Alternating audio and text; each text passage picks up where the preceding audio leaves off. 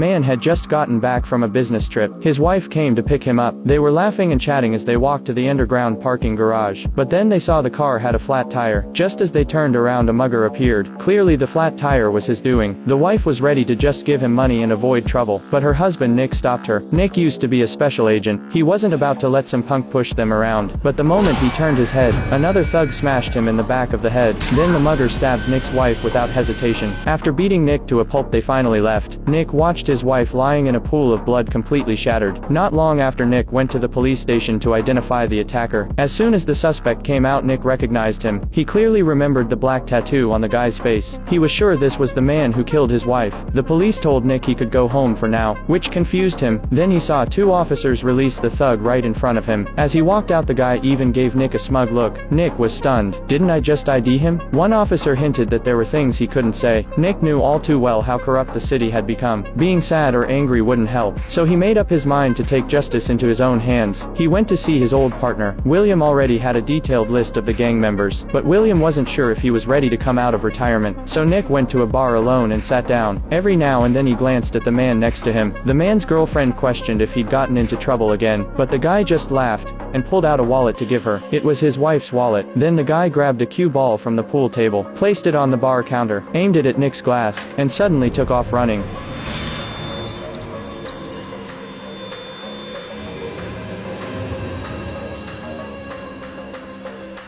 Nick chased after him without hesitation.